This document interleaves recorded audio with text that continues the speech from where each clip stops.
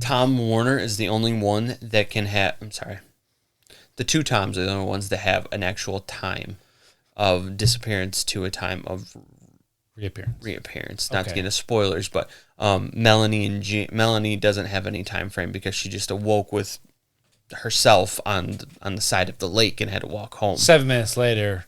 It could have been however long. Exactly. But Tom just remembers seeing her in that room. So Understood. It must have been around the same time. Understood.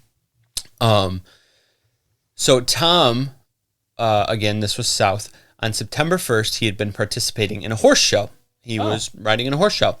An incident with a faulty saddle. He was 9 years old, too. Right. An incident with a faulty saddle almost left him injured. I guess the saddle strap broke or something. He almost fell off, and everyone had to run in and help him before he fell off and got hurt. Side saddle. Yeah. It almost left him injured. So to cheer him up from his struggles of the day, his mother decided to take him to a late-night dinner just before 9 o'clock. I love that mother. Yeah, she's a good mom. She also owns a diner. Yeah. And owns the diner that she was going to take him to in this small town. When they moved from New York City, I can't remember if she bought or opened it herself, but a diner. And that's important later on. She's a kick-ass mother then. She is. We also get to... Father, mother, alone? I think it might have just been mother or single mother alone. Badass, awesome woman. She's awesome. So we also get to hear her account too. She talks too. She does talk. She tells her account too. So she wanted to cheer him up, and obviously her brother was there too, and take them to dinner at the family diner. Yes. But because of how late it was, which this if point you own the diner, do you get free dinner? Anyway, sorry. Probably. That was a thought in my head, so I should have just kept it in my head. All good. At this point, it's just before 9 o'clock. So there's our time frame point there. Just before 9 o'clock, which also is relevant to the story because of how late it was. His mom decided to take a shortcut over the Sheffield Tunnel Bridge. Never take the shortcut. Right. Instead of taking a longer route, which, was what a shortcut's for. But you know what a tunnel bridge is, right? Do you know in, the older cartoons where they have, it looks like a long barn as a bridge? That's I this. got it. You know what I'm saying? Yeah. That's this tunnel. Yeah. Tunnel bridge. Now, Tom and his brother were eating hard candy in the back seat. His mother was driving, and his grandmother was riding in the passenger seat. Now, his grandmother did not drive. His grandmother turned around to tell them to stop eating the candy as it was a choking hazard. And when she turned around, she noticed a light that seemed to be rising from the banks of the river below. As they exited the bridge tunnel, they saw what they described as a light ball hovering about 2 stories high. Okay. As it rose higher and higher, it began firing light rods down to the timing to hit the thing. Sorry. It was. It began firing light rods down to the surface below. Light rods, as he called it. I'm assuming it was like a laser shooting down, which I would see as a light rod. Laser beam. His brother turned to the right and saw an orange orb approaching. Now, this is really interesting. Yeah.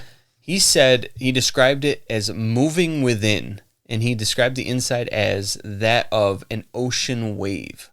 Okay. Which I think is a fucking perfect description of I can see what he's trying to say. Yeah. I don't know the type of material, but there's one of those desk toys where it's like a globe, but you spin the globe and it looks like an ocean wave, but it's got metallic-y flakes in it.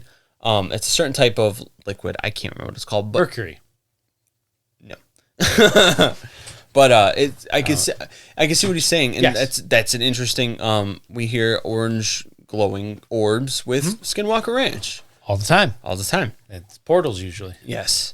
Now, so you've got a light orb. Yes. You've got lasers or light rods being fired down, and now you have this orange, organically moving looking orb. Lots of lights. Lots of lights. Now, as they kept moving forward, yes, they felt what seemed to be, as they described it, a pressure change in the atmosphere. The atmosphere, they described it as getting very close and tight.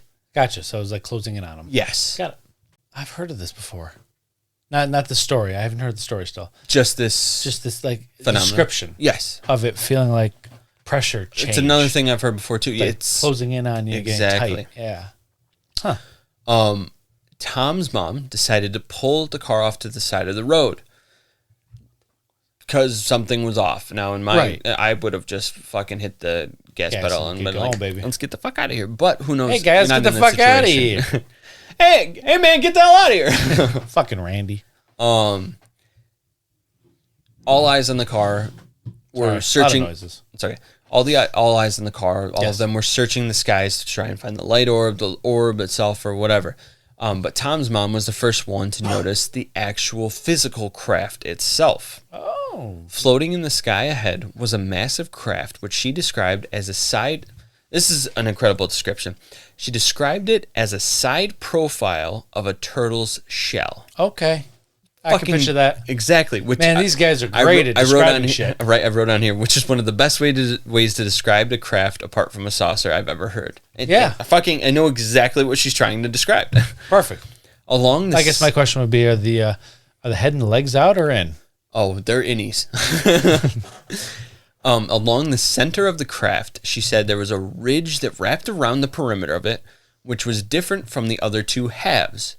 So I'm assuming it's just a band around it, which is whatever, makes up the division of the two halves. This is all she's trying to get at. I think I amplified that. Sorry. It's okay. Tom estimated the craft at being at least 100 years long. Or Kong, as I wrote. 100 years long? I'm an idiot. I was more focused on the Kong mistype. Tom estimated the craft at being at least 100 yards long. That makes all the more sense. So it's like, what, a football field? 100 yards is a football field. Got it. So that's a big motherfucking craft. End zone to end zone.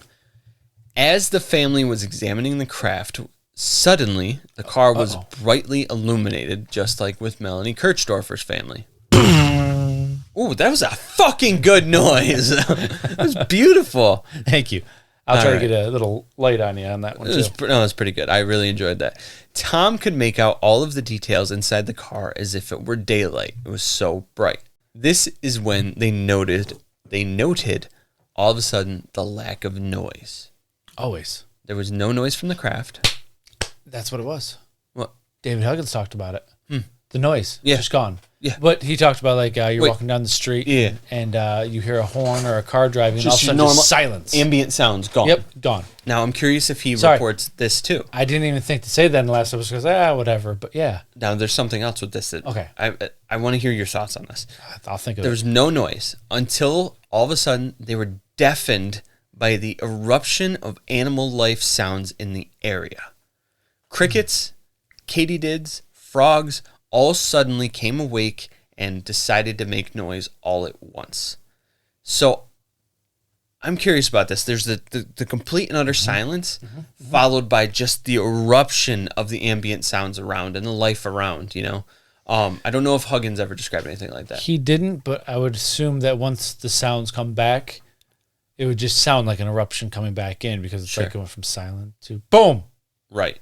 I was thinking something. But no, he didn't say anything. I was thinking something similar to like when they said that the atmosphere, I think they described when the atmosphere closing type deal, I think they described, one of them described it as feeling like they were underwater. Like they were driving underwater. That, I'm wondering if there was some sort of field that was generated around the area of the car. And who knows how large it could have been that would have affected this life within, you know, all the life within. And it wasn't because once we get through their story here, it seems like they were just picked up. And now I might as well continue the story. Might as well. This eruption of sound is the last thing the family remembers from that point to 3 hours later when they awoke in the car, parked and turned off 1.2 miles south in front of a drugstore. They had no recollection of the missing 3 hours nor how they got there, but... I mean, I've spaced out while driving, but not for 3 hours. Right. But here's the thing. Even stranger yet was the fact that then when they woke, Tom's mother and grandmother had switched places. A detail only made strange due to the fact that Tom's grandmother did not drive at all, which is why Tom's mom was driving the whole time. You done fucked up, Fudd. Because grandma doesn't drive. She was sitting there like, what the hell? Now, Tom believes that they were placed back in the vehicle in an attempt to cover up what had happened. Like you said earlier, like, hey, nothing happened at all. But they messed up and mixed up drivers. Tom and the rest of his family still have no idea what took place during that missing 3 hours that night, nor the origin of what they saw or experienced beforehand. Someone got fired on that. Someone did get fired. Yeah, they were like, you didn't make a note who was driving. Like, exactly. Seriously?